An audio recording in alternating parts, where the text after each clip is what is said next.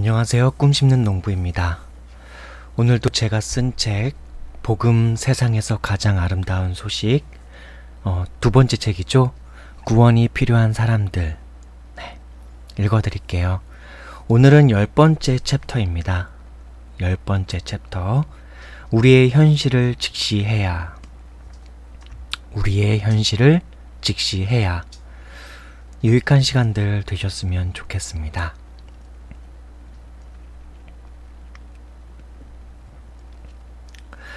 이 글을 읽고 있는 대부분의 우리들은 삶이 너무 고생스럽고 괴로움 투성이라는 것을 잘 알고 있을 겁니다.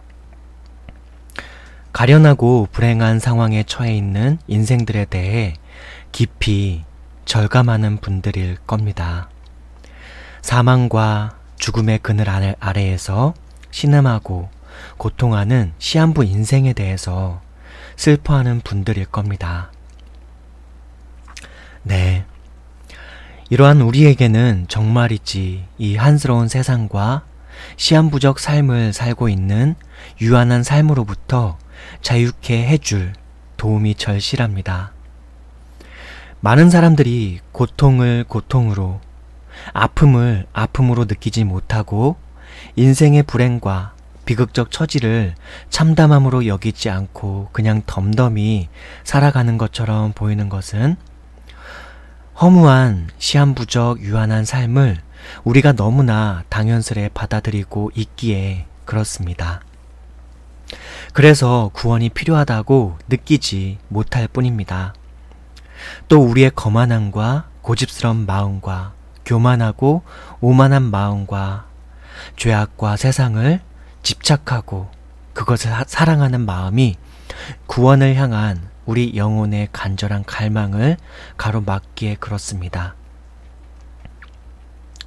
어찌 생각해보면 과학 첨단 전자기기와 자동화 지성주의 시대를 살고 있는 현대시대의 우리들에게는 보이지 않는 신이 존재한다는 사실도 믿기 어려울 지경인데 더욱이 그 신이 이 우주 만물을 지었다 하고 크고 작은 물질들, 보이는 물질과 보이지 않는 물질들까지 다 지었다고 하며 그 모든 것을 운영한다는 소리도 믿기 힘들 지경인데 자신이 구원을 받아야 하며 구원을 필요로 하는 사람이라니 도저히 믿기 어려워 보이기도 합니다. 네, 맞습니다. 그럴지도 모릅니다. 하지만 우리가 구원을 필요로 하는 존재라는 이 사실을 먼저 깊이 절감하고 깨달아야 합니다. 거기에 우리의 소망이 있습니다. 우리들 인류가 자랑해온 고고한 역사의 허황된 실체가 무엇이며 우리가 이루고 있는 이 국가라고 하는 사회의 허황된 실체, 이보다 더 중요한 것은 우리의 존재와 삶의 현실이 어떠한 상황에 처해 있고 나의 존재, 나의 삶, 나의 생애, 나의 인생은 과연 어떠한 상황에 처해 있는가를 깊이 절감해야 합니다. 하지만 대부분의 우리들은 이러한 우리의 상황과 나의 처지를 알지 못한 채로 허겁지겁 숨가쁘게 살아가기 바쁩니다. 그리고 길다면 길고 짧다면 짧은 이 인생살이를 찰나처럼 살다가 갑니다.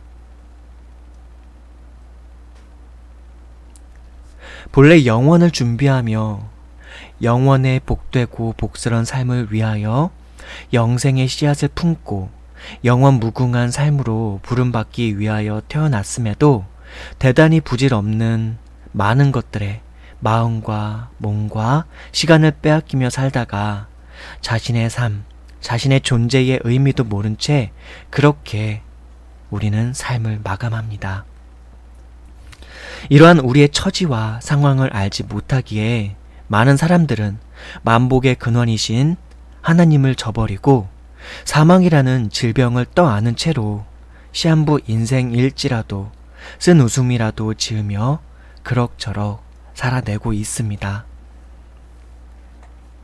우리의 현실을 직시하지 못하기에 참된 영혼의 안식과 평안과 행복과 만복의 근원이신, 만복의 근본이신 하나님 없이도 지금 처해진 이러한 처참한 인생살이조차도 이것이 우리가 살아야 할 세상의 전부인 것처럼 여기며 살고 있습니다.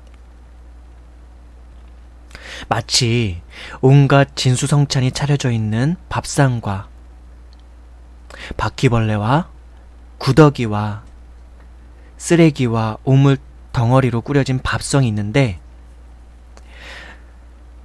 바퀴벌레 밥상이 그나마 먹을 수 있는 최고의 밥상인 것처럼 그렇게 오인하고 있는 것, 그렇게 오해하고 있는 것과 흡사합니다.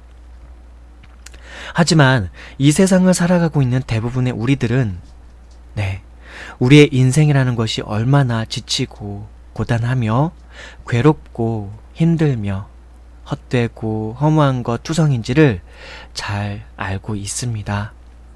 종종 우리들 중에는 여러 종교와 마음의 우상들에 기대어 허무하고 괴로운 삶에 지친 자신을 붙들어 일으켜보며 자신을 위로하고 격려하려 애써보며 긍정적이고 희망적인 것들을 생각하며 자신의 삶에 의미를 부여하며 자신에게 최면을 걸어보려 애쓰기도 합니다. 하지만 사실 이것조차도 그리 쉽지는 않았을 겁니다. 사는 동안의 대부분은 고생과 수고요. 잠시의 쉼이 있고 매일매일 대부분의 생활은 무언가를 얻고 이루고 성취하고자 하는 목표를 쫓아 숨가쁘게 살아가고 있을 뿐입니다. 하지만 정작 왜 굳이 그러한 것들을 얻고 이루고 성취하고자 하는지, 그것을 성취하고 난 후에는 어떠한 보람과 유익과 만족이 있을지는 그리 깊이 생각하지 않는 편입니다. 생각하였다 하여도 열심히 열정적으로 그 무엇인가를 집중하며 살고는 있는데 정작 살고 나서 뒤돌아보면 허탈과 허무함이요, 살아오는 동안도 고단함과 피곤함의 연속이었음을 허탈하게 깨달았을 뿐이었을 것입니다.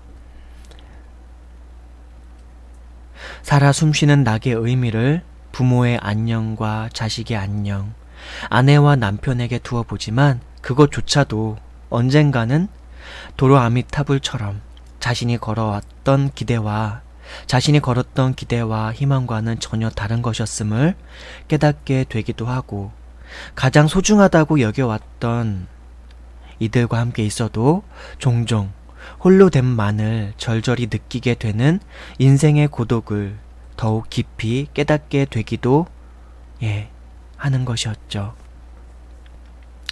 사는 것이 아니고 죽는 것도 쉽지 않은 것이 우리들 대부분의 고단한 인생살이의 현실입니다. 단지 그럼에도 그러한 현실 속에 자신에 대하여는 무감하여지고 망각하여지는 것이 좀 더 편하고 마음이 덜 불편하기에 애써 그렇게 외면하며 살고 있을 따름이었습니다.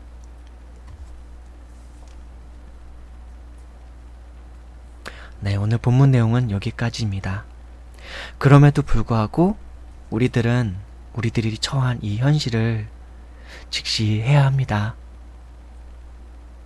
우리들이 처한 이 현실을 직시할 때